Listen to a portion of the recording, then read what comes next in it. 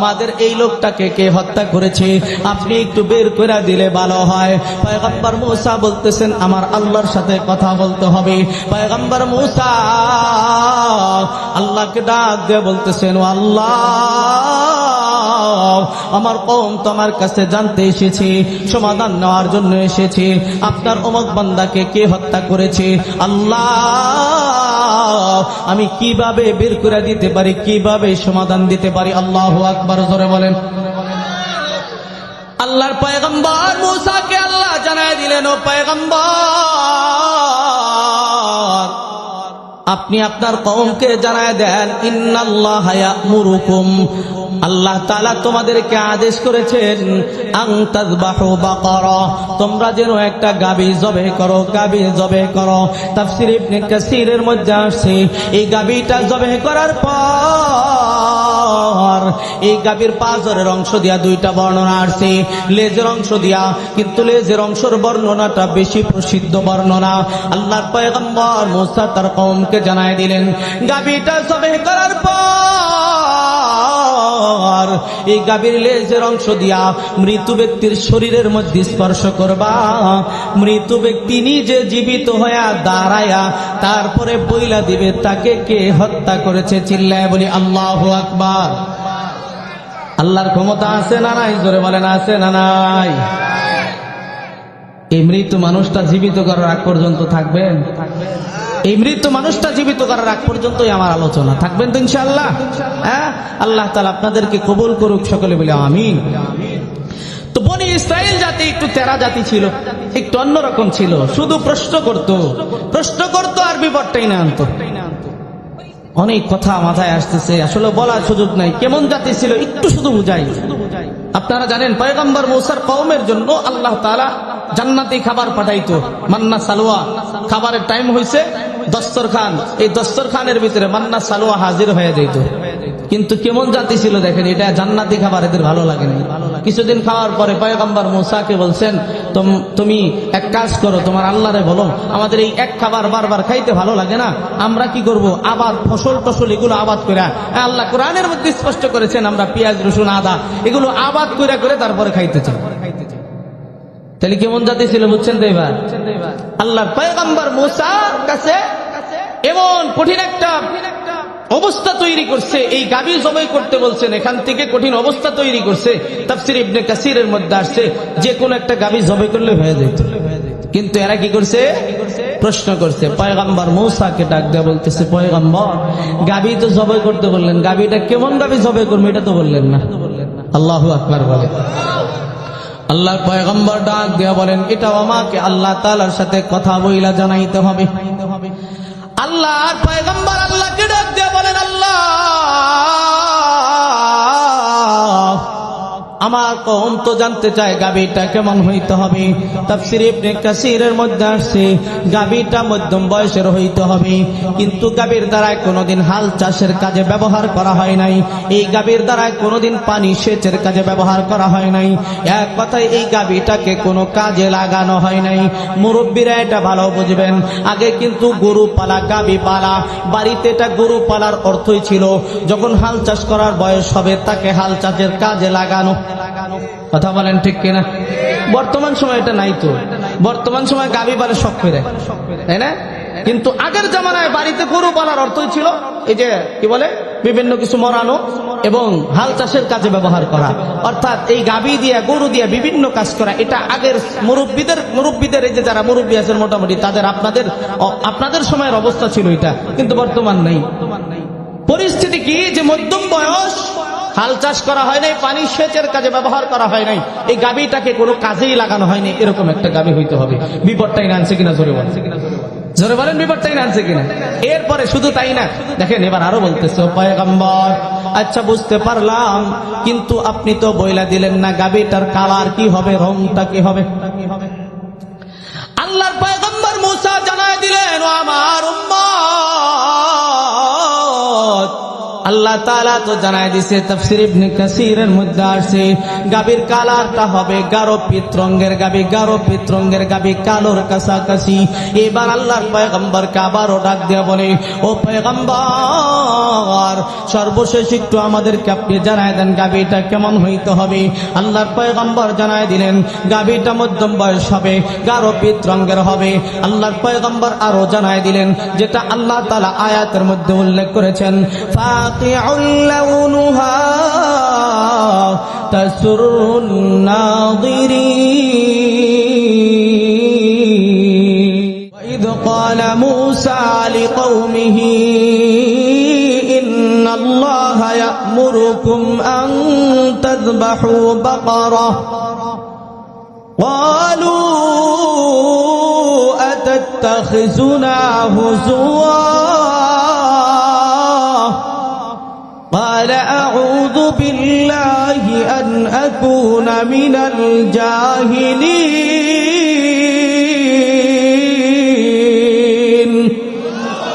আরেকটু জবান খুলে বলি আল্লাহু আকবার। আল্লাহ তাআলা আয়াতের মধ্যে বলেন, ওয়াইদ ক্বালা মূসা লিকওমিহি, আল্লাহর পয়গম্বর মূসা তার কওমকে বলছেন, ইন্নাল্লাহা, নিশ্চয়ই আল্লাহ তাআলা, ইয়া'মুরুকুম, তোমাদেরকে আদেশ করেছেন, আন তাযবাহু বাকারা, তোমরা একটা গাভী জবাহ করো। পয়গম্বর মূসাকে তার কওম বলছেন, ক্বালু আতাত্তাখিজুনা হুজুয়া, হে পয়গম্বর, তুমি আমাদের সাথে মশকরি করতেছো, ঠাট্টা করতেছো। আল্লাহর পয়গম্বর মূসা বলেন, ক্বালা আউযু বিল্লাহি আন আকুনা মিনাল জাহিলিন, আল্লাহ, আমি মূর্খদের অন্তর্ভুক্ত হওয়া থেকে পানা চাইতেছি। আল্লাহু আকবার বলেন। এটা হলো আয়াতের তরজমা। মজার কথা হইল, কুরআন শরীফের ভিতরে আল্লাহ তাআলা মোট কয়টা সূরা নাযিল করেছেন বলেন তো? সূরা কয়টা? সূরা বলেন না ভাই, একটু জোরে আওয়াজ করে। কত? 114। আলহামদুলিল্লাহ, আপনারা অনেকে জানেন, মুখস্থ করে রাখেন। একজন মুসলমান হিসেবে এটা মুখস্থ রাখা জরুরি। কোরআন শরীফে মোট 114টা সূরা আছে। কয়টা সূরা? 114টা সূরা আছে।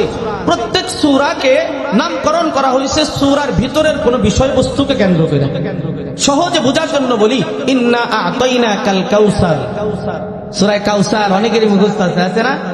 এই যে সূরা কাউসার নাম দিচ্ছে, সূরার ভিতরে ইন্না আ'তাইনাকাল কাউসার, কাউসার শব্দ আছে কিনা?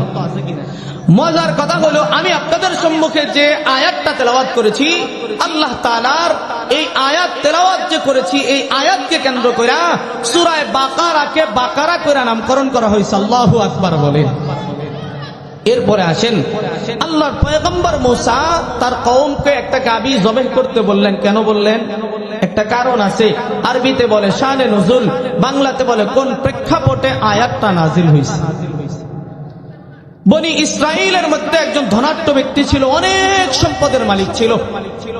তাফসীর ইবনে কাসিরের মধ্যে আসে, এই সম্পদ পাবার লোভে তার চাচাতো ভাই তাকে হত্যা করছে। বর্তমান সময়ে এরকম ঘটনা অনেক ঘটে। আমি বিস্তারিত কথা বলতে পারবো না, সংক্ষিপ্ত সময় নেব, কারণ শীতের রাত লম্বা করব না।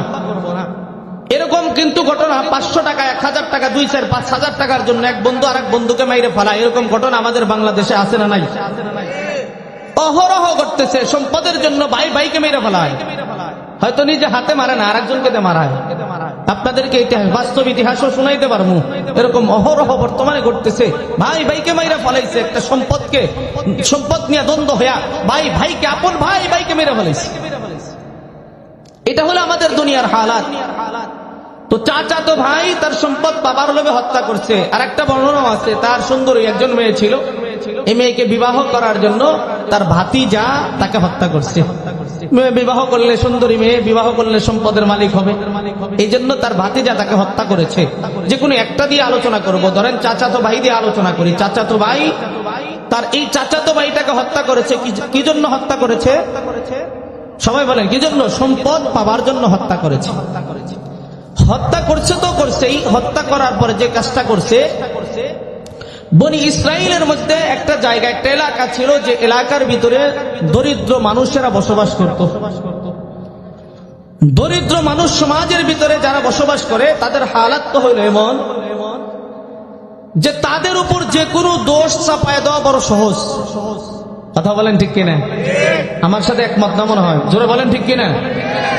সমাজের ভিতরে, এলাকার ভিতরে, আপনাদের এলাকাও আছে, আপনাদের সমাজও আছে, কোন দরিদ্রের ছেলে যদি, কোন দরিদ্রের মেয়ে যদি কোনো অপরাধের সাথে সম্পৃক্ত হয়, যারা দুর্বল তারা যদি কোনো অপরাধের সাথে সম্পৃক্ত হয়, খুব দ্রুত সিদ্ধান্ত নেওয়া হয় তাকে সমাজচ্যুত করে দেওয়া হোক, তাকে এলাকার থেকে বের করে দেওয়া হোক, যেখানে পারে সেখানে গিয়ে বসবাস করুক, আমাদের সমাজে তার কোনো জায়গা নাই। কিন্তু ধনীর কোনো ছেলে যদি অপরাধ করে, মারাত্মক অপরাধ করেছে, যে অপরাধ দরিদ্রের অপরাধের তুলনায় 1000 গুণ বেশি, তারপরে এই অপরাধী ধনী ছেলে অপরাধ করার কারণে রাতের অন্ধকারে এটা যেন সমাজের মানুষের সামনে প্রকাশ না পায়, এই জন্য রাতের অন্ধকারে এটা ধামাচাপা দেওয়া হয়। জোরে বলেন ঠিক কিনা? জোরে আওয়াজ করে বলেন ঠিক কিনা? ও বিচারকরা, সমাজের দায়িত্বশীলেরা, আল্লাহর আমানতের কাঠগড়ায় দাঁড়ায়া জবাব দিতে হবে। তুমি 5000 টাকা পকেটে ঢুকাই দিছে রাতের আধারে, আর তুমি রাতকে দিন বানায় দিছো, দিনকে রাত বানায় দিছো, অপরাধীকে নিরপরাধ বানায় দিছো, আর নিরপরাধ ব্যক্তিটাকে অপরাধের কাঠগড়ায় দাঁড় করায় দিছো। আল্লাহর সামনে দাঁড়ায়া হাশরের ময়দানে জবাব দিতে হবে। জবান খুলে বলেন ঠিক কিনা? এত সহজ ব্যাপার না। আল্লাহ তোমাকে দায়িত্ব দিছে, এটা একটা আমানত। জোরে বলেন ঠিক কিনা? আমানত। মন চাইছে তুমি ধনীর ছেলেকে বাঁচাই দিছো, আর মন চাইছে তুমি গরিবের ছেলের উপর অত্যাচার করেছো, অন্যায় করেছো, কারণ দরিদ্র মানুষটা তো তোমার সামনে কথা বলতে পারে না। আল্লাহর কাছে জবাব দিতে হবে। কি জবাব দিবে? একটু হিসাব নিকাশ করে বিচার কার্যক্রম বাস্তবায়ন করার চেষ্টা করবা। আল্লাহ হেদায়েত দান করুক। জোরে আওয়াজ করে বলেন আমিন। দরিদ্র মানুষ যেখানে বসবাস করে এদের উপর দোষ চাপায় দেওয়া সহজ, বললাম না? এই জন্য কি করছে, এই লোকটাকে মারার পরে দরিদ্র মানুষেরা যেখানে বসবাস করে তাদের এলাকায় নিয়ে, তাদের বাড়ির সামনে নিয়ে ফালায় রেখে আসছে। সকালবেলায় ঘুম থেকে ওইটা যারা হত্যা করছে দল বল নিয়ে যায়, হাজির হয়েছে এদের উপর দোষ চাপানোর জন্য। ওই যে বলছি দোষ চাপানো সহজ, দোষ চাপানোর জন্য দল মত নির্বিশেষে গিয়ে হাজির হয়েছে। তোমরা আমার চাচাতো ভাইকে হত্যা করেছো। নাউজুবিল্লাহ বলেন। জোরে আওয়াজ করে বলেন নাউজুবিল্লাহ। এরা বলতেছে না আমরা তো হত্যা করি নাই, বলতেছে না তোমরাই হত্যা করছো। কে হত্যা করবে তোমাদের বাড়ির সামনে? এরকম আমাদের দেশেও কিন্তু ঘটে। সেই কোন জায়গার, কোন এলাকার মানুষ, কোন বিভাগের মানুষ, এক বিভাগের মানুষ আর এক এলাকায় মৃত্যু মানুষ ফালায় রেখে গেছে ব্যাগের ভিতরে, বস্তার ভিতরে, তাই না? এরকম পাওয়া যায় না? এবং যে এলাকায় ফালায় রাখে ওই এলাকার মানুষদের কিন্তু অনেক পেরেশানি হইতে হয়। তো এরা বলতেছে তোমরা হত্যা করছো, এরা বলতেছে যাদের বাড়ির সামনে ফালায় রেখেছে এরা বলতেছে না আমরা হত্যা করি নাই। এখন কি করবে? একটা বিশৃঙ্খলা সৃষ্টি হয়ে গেছে। সবাই মিলা সিদ্ধান্ত নিছে, চলো আমরা সবাই মিলা এটার সমাধানের জন্য পয়গম্বর মুসার কাছে চলে যাই। চিল্লাই বলি মারহাবা। আর একটু জোরে বলি মারহাবা। সবাই মিলা পয়গম্বর মুসার কাছে চলে গেছে। আল্লাহর পয়গম্বর মুসার কাছে যাওয়ার পর আল্লাহর পয়গম্বর মুসাকে ডাক দিয়ে বলতেছে, পয়গম্বর আমাদের এই লোকটাকে কে যেন হত্যা করেছে গো পয়গম্বর, এই লোকটার হত্যাকারীকে আমাদেরকে বের করে দেন।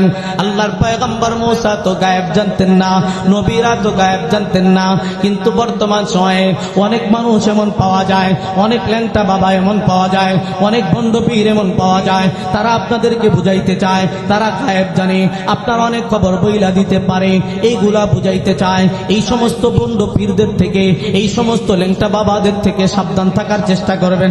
কথা বলেন ঠিক কিনা? আল্লাহর পয়গম্বর মুসার কাছে যাওয়ার পর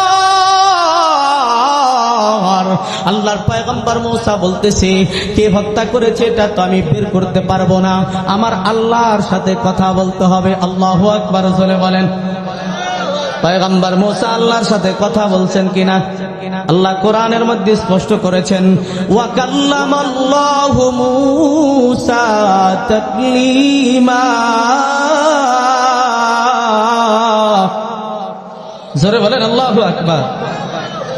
আল্লাহর পয়গম্বর মুসা আল্লাহর সাথে তুর পাহাড়ে গিয়ে কথা বলছে রে ভাই।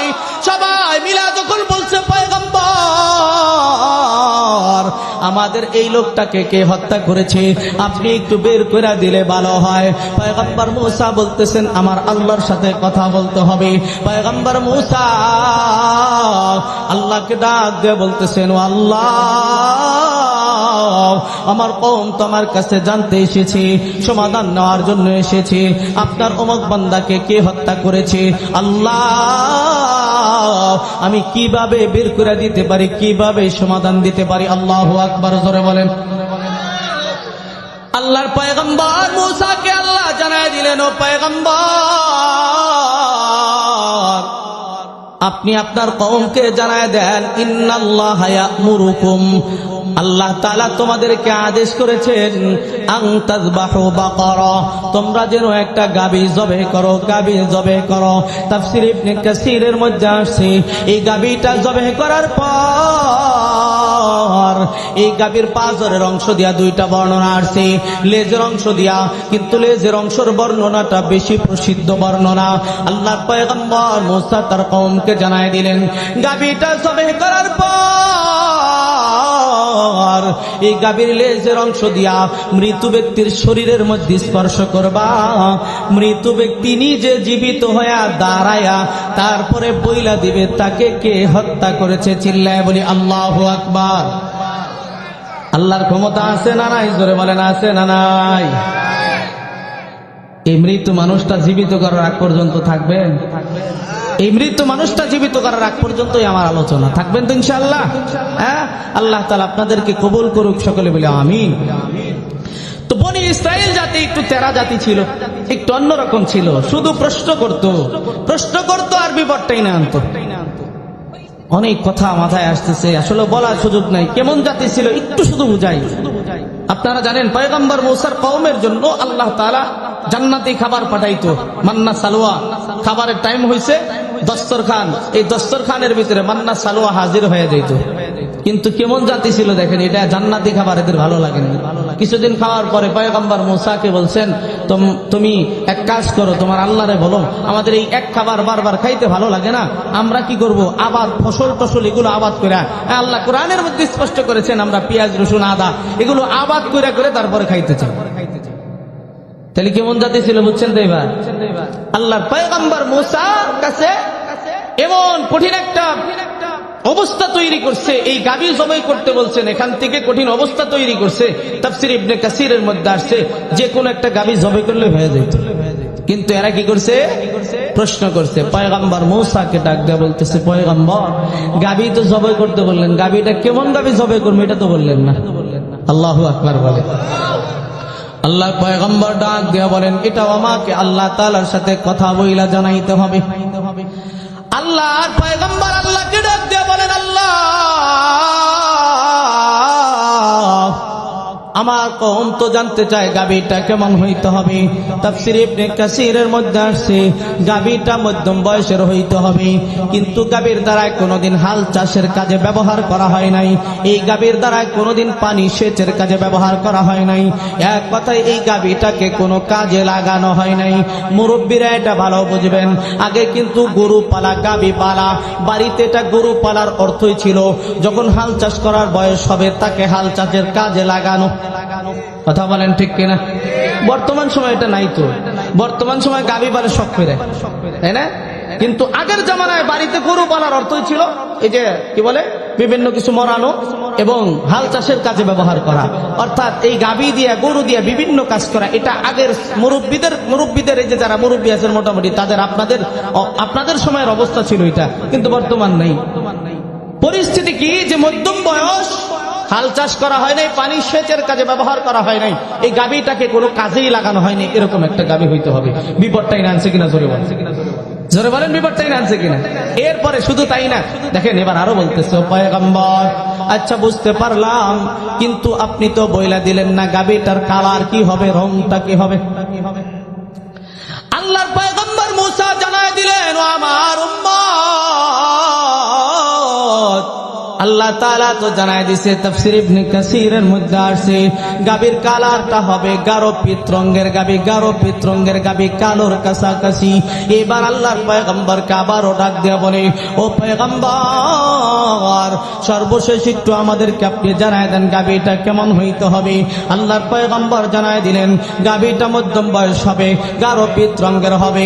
আল্লাহর পয়গম্বর আরো জানায় দিলেন যেটা আল্লাহ তাআলা আয়াতের মধ্যে উল্লেখ করেছেন, লাউনুহা তাসুরুন নাযিরিন। নম্বর জানায় দিলেন মধ্য মানুষের হবে, গারপিত রঙের হবে, এবং গাভীর কালারটা এত সুন্দর হবে, গাভীটা দেখতে এত সুন্দর হবে যে গাভীটা দেখলে যেন মানুষের নজর কাইরা নেয়, যে দেখে সেই যেন পছন্দ করে। গরু কিন্তু অনেক সময় এমন হয়, দেখতে বড় সুন্দর হয়, দেখলেই পছন্দ করে নেয়। এটা সবচেয়ে সুন্দর ভালো বোঝা যায় কুরবানির মৌসুম যখন আসে তখন।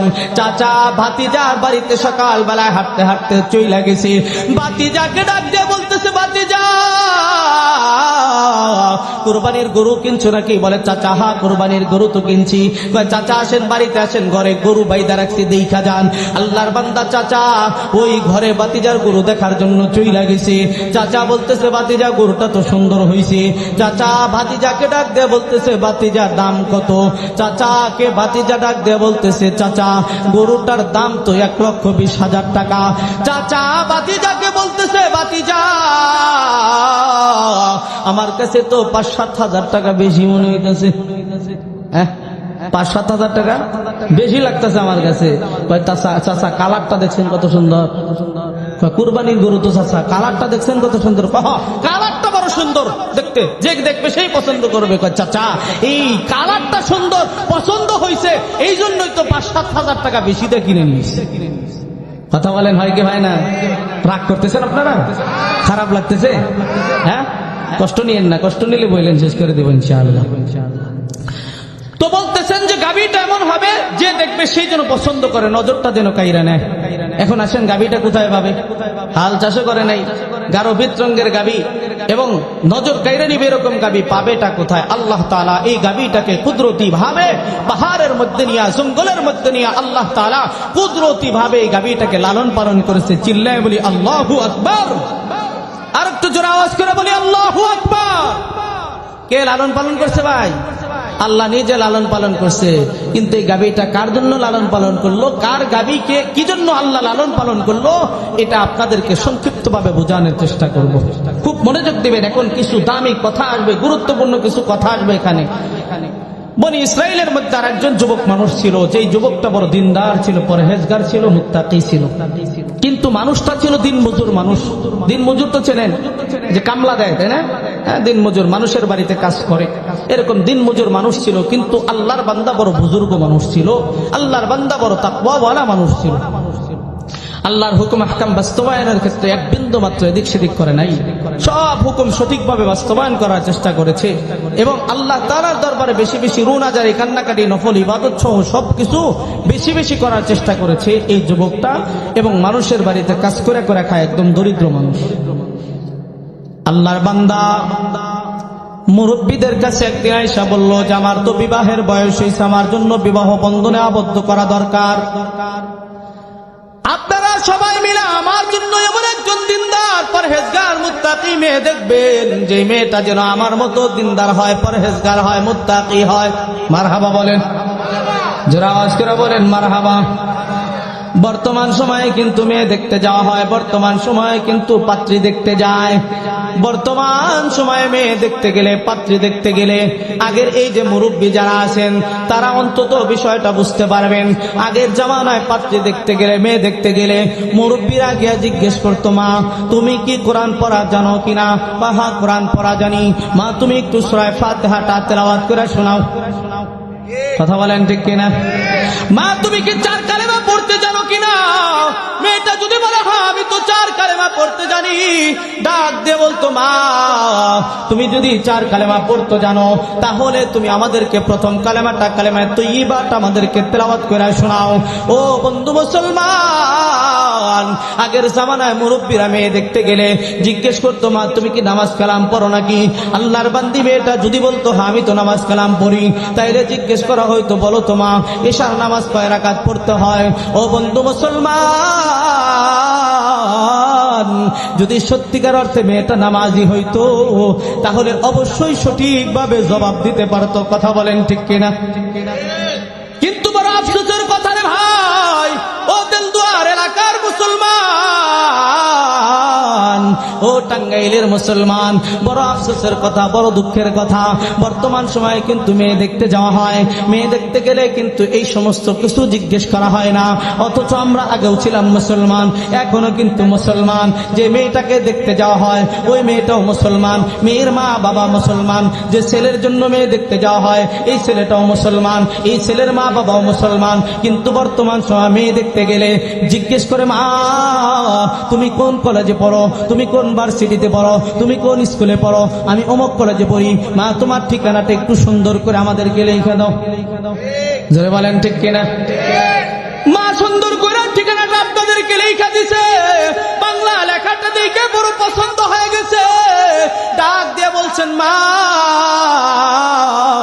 তোমার লেখাটা তো বড় সুন্দর, খুব ভালো লাগলো।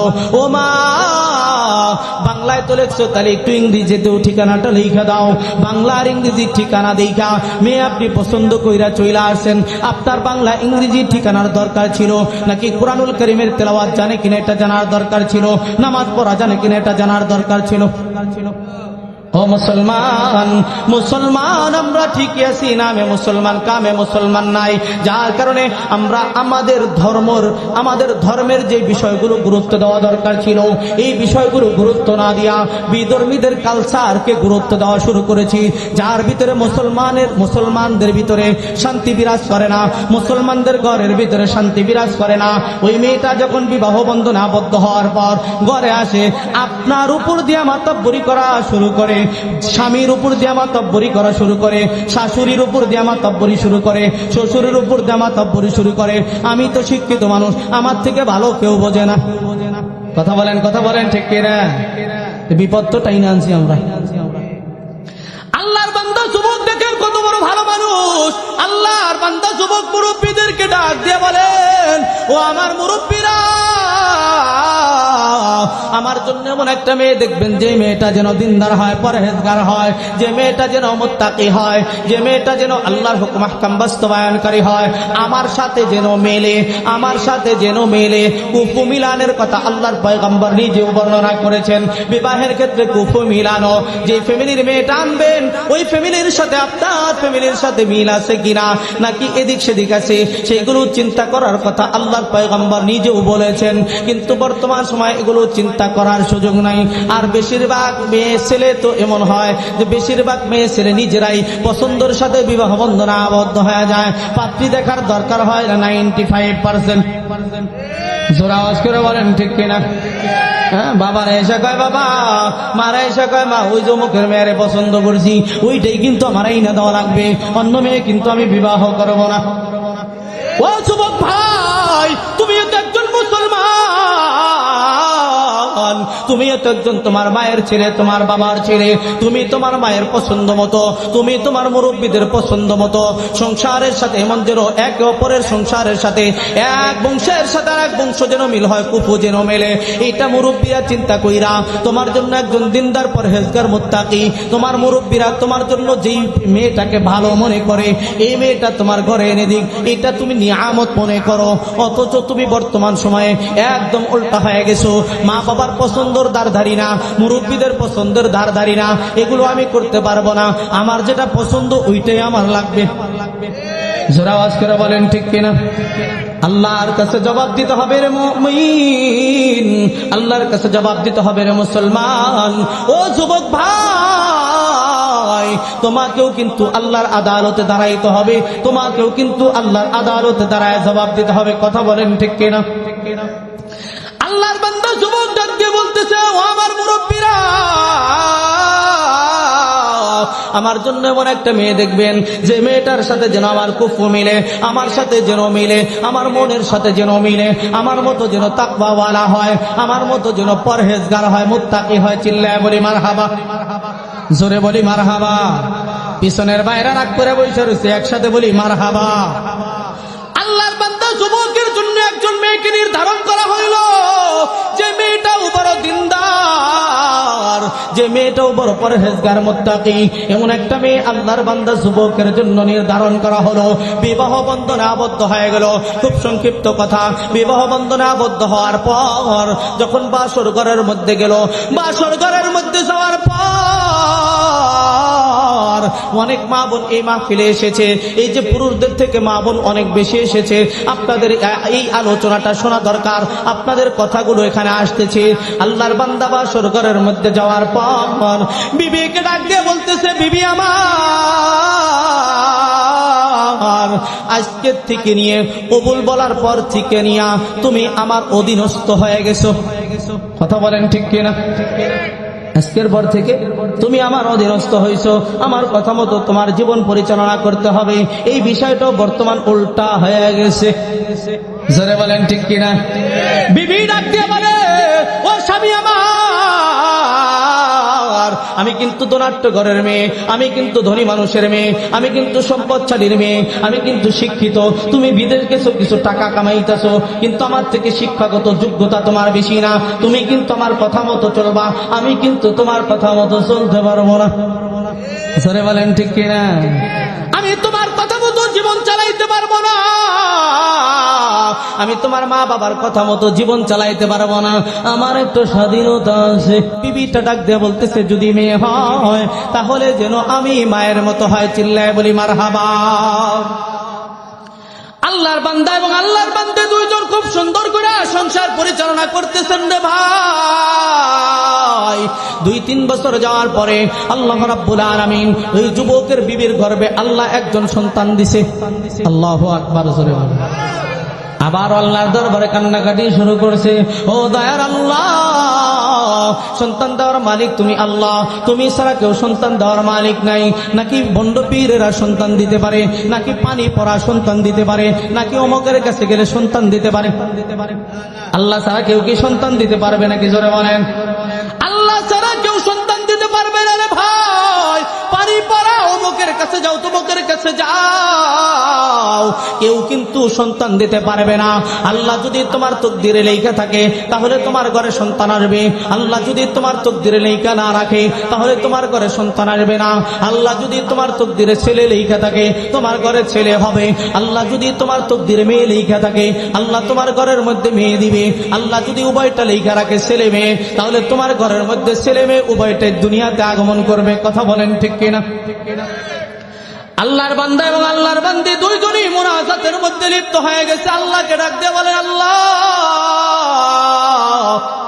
যদি ছেলে হয় তাহলে যেন আমার মতো হয়, যদি মেয়ে হয় তাহলে যেন ওর মায়ের মতো হয়। এই জন্য আল্লাহ তাআলার দরবারে রোনাজারি কান্নাকাটি করে। বর্তমান সময়ে আমাদের মা বোনদের গর্ভে সন্তান আসলে রোনাজারি করা, কান্নাকাটি করা তো দূরের কথা, এমন পরিস্থিতি তৈরি হয়ে গেছে। গর্ভে সন্তান আসছে, স্বামী বিদেশ থাকে, ঢাকায় থাকে, চাকরি করে, স্বামীকে ডাক দেয়া বলে, স্বামী আমার গর্ভে সন্তান আসছে, এখন কিন্তু আমি তোমার বাড়িতে আর অবস্থান করতে পারবো না। তোমার বাড়িতে তো কোনো কাজ করতে হয় না, অসুবিধা কি? বলে ডাক দেয়া বলতেছে, স্বামী আমার, কোনো কাজ যদি নাও করা লাগে তোমার মা বাবার রান্নাটা তো করে দেওয়া লাগবো, এইটা আমি করতে পারবো না, এই জন্য আমার ছুটি দিয়া দাও বাবার বাড়ি যাওয়ার জন্য। কি আর করা, বাবার বাড়ি যাওয়ার জন্য ছুটি দিয়া দিছে। মা বোনরা একটু মনোযোগ দিয়ে কথাগুলো শোনেন। বাবার বাড়ি ছুটি নিয়ে চলে গেছে। বাবার বাড়ি যাওয়ার পর ওই যে গর্ভে সন্তান আছে, এই জন্য কোনো কাজকর্ম করা যাবে না, কিচ্ছু করা যাবে না। কাজকর্ম না করলা অন্তত তুমি এই গর্ভের সন্তানটা নিয়া তুমি কোরআনুল কারীমের তেলাওয়াত করতে পারতা। কথা বলেন ঠিক কিনা? তুমি বেশি বেশি নফল ইবাদত করতে পারতা, বেশি বেশি তাসবিহ তাহলিল বর্ণনা করতে পারতা। কিন্তু এগুলো না কইরা ওই যে সোফার ভিতরে বইসা থাকে, টিভির রিমোটটা হাতের মধ্যে নিয়া, আর আসল যন্ত্র যে একটা বর্তমান আছে এইটা নিয়ে সারাক্ষণ সময় কাটাইছে। বড় আফসোসের কথা, এগুলো নিয়ে সময় কাটাইতে কাটাইতে যখন সন্তানটা দুনিয়াতে আসে, সন্তানগুলো কেমন হয়? এক বান্ধবী আর এক বান্ধবীর গর্ব করে বলে, ওই বান্ধবী জানোসনি আমার ছেলের বয়স, আমার মেয়ের বয়স মাত্র 4-5 মাস, এখনই আমার থেকে ভালো মোবাইল বোঝে। জোরে আওয়াজ করে বলেন ঠিক কিনা? খুব গর্বের সাথে বলে, বান্ধবী মাত্র 5 মাস বয়স, এখনই কিন্তু আমি ওজা বোঝে, আমি মোবাইলের তা বুঝি না। ও মা, ও বোন, তোমার কাছে যদিও এটা গর্বের বিষয় মনে করতেছো, কিন্তু আমি এটা গর্বের বিষয় মনে করতেছি না, আমি এটা গর্বের বিষয় মনে করি না। অবশ্যই আপনারাও আমার কথার সাথে একমত হবেন, এটা কোনো গর্বের বিষয় হতে পারে না। এটা তোমার সন্তানের ভবিষ্যৎ ধ্বংস হওয়ার বিষয়, আর তোমার জীবন অন্ধকার হওয়ার বিষয়। কথা বলেন ঠিক কিনা?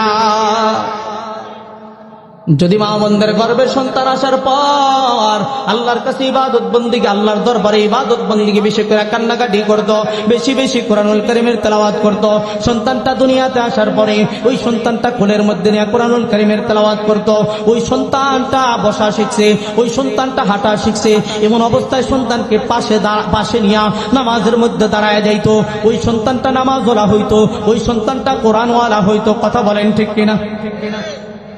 এখন মা তো কি করে, সময় দেওয়ার টাইম নাই। মা বোনদের অবস্থা তো এমন হয়ে গেছে, মোবাইল একটা না মোবাইল দুইটা।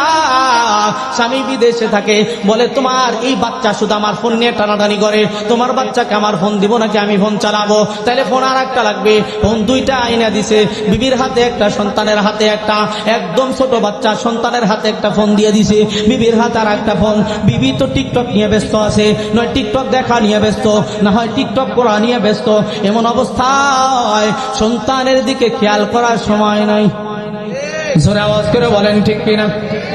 এই জন্যই তো সন্তানদের অবস্থা এমন হয়ে যাইতেছে যে এই সন্তানগুলোর ব্রেন গুলো এত সার্ফ থাকা দরকার ছিল, এত পরিষ্কার থাকা দরকার ছিল, কিন্তু এখনকার বাচ্চাদের ব্রেন গুলো সার্ফ হয় না, পরিষ্কার হয় না, কারণ মাথার মধ্যে একদম কোলের থেকেই তো মোবাইল ফোন ঢুকাই দিছে।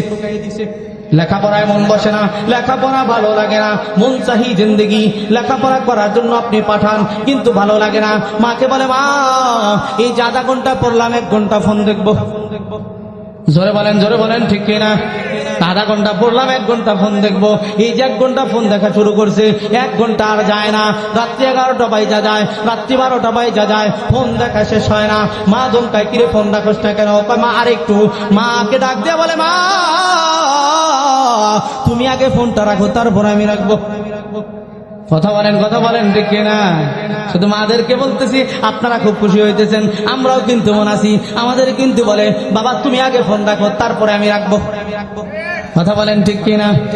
এই জন্য বন্ধু মুসলমান, আপনারা হয়তো আমার আলোচনায় মন খারাপ করতেছেন, কিন্তু মন খারাপ করলে কিচ্ছু করার নাই। বাস্তব কথাগুলো আপনাদেরকে বইলা যাইতেছি। সন্তানের ভবিষ্যৎগুলো নষ্ট কইরেন না, সন্তানের ভবিষ্যৎগুলো নষ্ট কইরেন না। আল্লাহর বান্দি এবং আল্লাহর বান্দা দুইজন একদম আল্লাহ তাআলার কাছে রুনাজারি কইরা, আল্লাহ তাআলার কাছে কান্নাকাটি কইরা আল্লাহকে ডাক দিয়ে বলেন, আল্লাহ আমাদের ঘরে যেই সন্তানটা দিবেন, ছেলে হোক অথবা মেয়ে হোক, আমাদের মতোই যেন হয়, আমাদের মতোই যেন দিনদার পরহেজগার মুত্তাকি হয়। মারহাবা বলেন। এইভাবে দোয়া করতে করতে আল্লাহর বান্দার ঘরের মধ্যে একজন ছেলে সন্তান আল্লাহ তাআলা দুনিয়াতে পাঠাইছেন। আল্লাহু আকবার, জোরে বলেন। আল্লাহর বান্দা এত খুশি হইছে, খুশিতে আরো বেশি আল্লাহ তাআলার কাছে দোয়া করতেছে, আল্লাহ এই যে ঘরের মধ্যে আপনি ছেলে সন্তান দান করলেন, আল্লাহ এই ছেলে সন্তানের কারণে যেন আল্লাহ আপনার কাঠগড়ায় দাঁড়ায়া কোনো জবাবদিহিতার কাঠগড়ায় যেন না দাঁড়াইতে হয়। আল্লাহ আমাকে যেন এই সন্তানের কারণে জাহান্নামের আগুনে না জ্বলতে হয় গো আল্লাহ। আল্লাহ সন্তানটা যেন এমন ভাবে লালন পালন করতে পারি, সন্তানটা যেন এমন ভাবে লালন পালন করতে পারি যে সন্তানের কারণে যেন আমরা মা বাবারা জান্নাতের মেহমান হইতে পারি। চিল্লায় বলি মারহাবা। এইভাবে দোয়া করতে করতে আল্লাহর বান্দার এই সন্তানটা বড় হইতেছে, বড় হইতে হইতে মনে করেন 4-5 বছর বয়স হয়েছে। এমন সময় আল্লাহর বান্দা একদিন দুপুর বেলায় বাচ্চাদের সাথে খেলাধুলা করার জন্য গেছি। আল্লাহর বান্দা এই ছোট্ট বাচ্চাটা বাচ্চাদের সাথে খেলাধুলা করার জন্য বাহিরে খেলাধুলা করতে গেছে। তাফসীর ইবনে কাসিরের মধ্যে আসছে একজন হীরা বিক্রেতা আসছে। কি আসছে? আল্লাহর বান্দা কাছে একজন হীরা বিক্রেতা আসছে। আপনাদেরকে সহজে বোঝার জন্য বলি, মনে করেন একজন খেলনা বিক্রেতা আসছে। কি আসছে? খেলনা বিক্রেতা। এই যে হরেক মালওয়ালা আপনাদের এলাকায় আসে, এই সাইকেল ভর্তি করে নিয়ে বিভিন্ন খেলনা বিভিন্ন কিছু নিয়ে আসে না, মনে করেন হরেক মালওয়ালা আসে। এই হরেক মালওয়ালা আসলে বাচ্চারা দৌড়ায় ঘরে যায় না, আব্বার কাছে যায় না, আম্মার কাছে যায়, আম্মা টাকা দেন, আব্বা টাকা দেন, খেলনা কিনবো, হ্যাঁ ওইটা কিনবো, এটা কিনবো। তো আল্লাহর এই বান্দা মনে করেন খেলনা কিনবে, দাম মনে করেন 100 টাকা। তাফসীর ইবনে কাসির অন্য মূল্য আসছে, আপনাদেরকে বোঝার জন্য বলতেছি। দাম মনে করেন 100 টাকা। আল্লাহর বান্দা বলতেছেন, ও খেলনাওয়ালা ভাই আপনি দাঁড়ান, আমি বাড়ির থেকে আমার ঘর থেকে মায়ের কাছ থেকে অথবা বাবার কাছ থেকে আমি টাকা নিয়ে আসি, আপনার খেলনাটা ক্রয় করুন। মজার কথা একটু খেয়াল করে শোনেন, আমি আপনাদেরকে এমনি ইতিহাস শোনাইতেছি না, খুব মজার কথা। আল্লাহর বান্দা ঘরে চইলা গেছে, বাড়িতে চইলা গেছে। বাড়িতে যাওয়ার পর আল্লাহর বান্দা মাকে ডাক দিয়ে বলতেছে, মা 100 টাকা দেন, খেলনা ক্রয় করব। মা বলতেছে, আমার কাছে তো টাকা নাই, তোমার বাবা ঘরে আছে, তুমি তোমার বাবার কাছ থেকে টাকা নিয়ে তারপরে খেলনা ক্রয় করো। আল্লাহর এই ছোট্ট বান্দাটা ঘরের মধ্যে চলে গেছে রে ভাই। খুব মনোযোগ এবার আমার দিকে খুব খেয়াল করেন। আল্লাহর বান্দা ঘরের মধ্যে চলে যাওয়ার পর আল্লাহর বান্দা দেখে বাবা ঘুমায় গেছে, বাবা ঘুমায় গেছে, বিশ্রাম করার জন্য শুইছে, কিন্তু বাবা ঘুমায় গেছে। আল্লাহর বান্দা যখন বাবা ঘুমাইছে এটা দেখছে, আল্লাহর বান্দা ঘর থেকে বের হয়ে ওই খেলনাওয়ালার কাছে চলে গেছে। খেলনাওয়ালাকে ডাক দিয়ে বলে, ও খেলনাওয়ালা ভাই, আমি আপনার খেলনাটা ক্রয় করতে পারবো না। কই কেন ক্রয় করতে পারবা না? কই আমার বাবা ঘুমায় রইছে, আমি খেলনা ক্রয় করার জন্য আমি আমার বাবাকে ডাক দিতে পারবো না, আমি আমার বাবার ঘুম নষ্ট করতে পারবো না। আমাদের সন্তানেরা হইলে কি করতো, তাড়াতাড়ি ওঠেন, টাকা দেন, কিসের আবার ঘুমান, এখন যখন আসি তখনই আপনি ঘুমান, এত ঘুম কিসের? জোরে বলেন করতো কিনা? ওই যে আল্লাহর কাছে দোয়া করছে না স্বামী স্ত্রী, দেখেন সন্তানটা কেমন সন্তান, বারবার ফিরে গেছে। হ্যাঁ, খেলনাওয়ালা বলতেছে, যাও 10 টাকা কমাই দিলাম। খুব সংক্ষিপ্ত ভাবে বলি, এইভাবে কমাইতে কমাইতে মনে করেন, আর এই বাচ্চাটা ঘরে আসতে আসতে 9 বার ঘরে আসছে। কয়বার? জোরে বলেন কয়বার? 9 বার ঘরে আসছে। 9 বারে যদি 10 টাকা করে কমায় দেয়, 100 টাকার থেকে 9 বারে 10 টাকা করে কমায় দিলে কত কমছে? থাকে কত? আপনারা তো ভালো গণিত বোঝেন, কত থাকে? মাত্র কত? 10 টাকা। আল্লাহর বান্দা এবার দৌড়াইছে, এবার খেলনা ক্রয় করবে। 100 টাকার জিনিস মাত্র 10 টাকায় পাওয়া যায়। তাফসীর ইবনে কাসিরের মধ্যে আসছে, আসলেও মূলত খেলনাওয়ালা ওই হীরা বিক্রেতাও ছিল একজন ফেরেশতা। এই বাচ্চাটা পরীক্ষা করার জন্য এসেছে। আল্লাহু আকবার বলেন। এই জন্য বারবার কমাই দিছে। আল্লাহর বান্দা এবার ঘরে আসছে, এবার খেলনা ক্রয় করবই।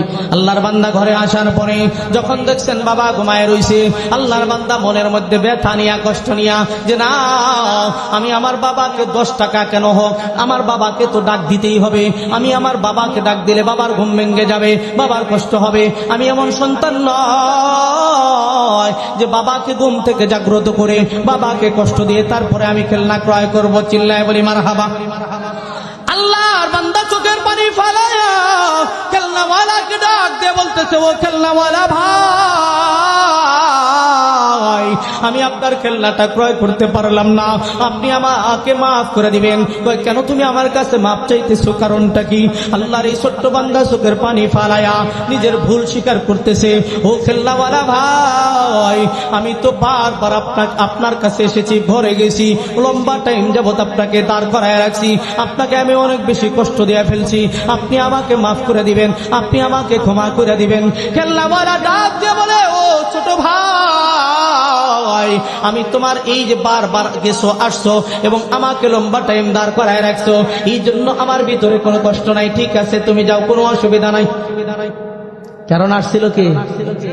জোরে বলেন, কে আসছিল? কোনো কষ্ট নাই। পরীক্ষায় পাশ করছে কিনা? জোরে বলেন। আল্লাহর বান্দা তো পরীক্ষায় পাশ করে পালাইছে। এইবার খেলনাওয়ালা চইলা গেছে, হীরা বিক্রেতা চইলা গেছে। চইলা যাওয়ার কিছু সময় পর আল্লাহর এই যে বান্দা, অর্থাৎ এই ছেলেটার বাবা ঘুম থেকে জাগ্রত হয়েছে। ঘুম থেকে জাগ্রত হওয়ার পর এই ছেলের মা, অর্থাৎ ওই স্বামীর বিবিটা ডাক দিয়ে বলতেছে, স্বামী আমার, মারাত্মক ঘটনা তো একটা ঘটে গেছে। কই কি ঘটনা ঘটছে? কই তোমার ছেলে মারাত্মক এক ঘটনা ঘটাইছে। কই কারোর সাথে ঝগড়া করছে নাকি, কোনো ঝামেলা করছে নাকি? বিবি ডাক দিয়ে বলে, তোমার ছেলে কি ঝগড়া করার ছেলে? মারহাবা বলে। আল্লাহর বান্দা ডাক দিয়ে বলতেছে, স্বামী আমার, তোমার ছেলে বারবার তোমার কাছে এসেছে, সামান্য কয়টা টাকার জন্য এসেছে, খেলনা ক্রয় করবে, এই জন্য বারবার এসেছে, তোমাকে ডাক দেয় নাই। কেন ডাক দেয় নাই? তোমার ঘুম ভাঙবে, তোমার কষ্ট হবে, তোমাকে কষ্ট দিবে না, এই জন্য বারবার ঘরে আসছে, 9 বার ঘরে আসছে, তোমাকে ডাক দেয় নাই। আল্লাহর বান্দা এই কথা শুই না খুশি হওয়ার কথা কিনা? জোরে বলেন। খুশি হওয়ার কথা না? মারাত্মক খুশি হয়েছে। খুশি হইয়া আল্লাহর দরবারের সাথে সাথে দুহাত তুইরা দোয়া করছেন। কি দোয়াটা করছেন? মজার কথা শুনেন, যুবক ভাইরা ভালো করে শুনেন। আল্লাহর দরবারে দোয়া করছে, আল্লাহ,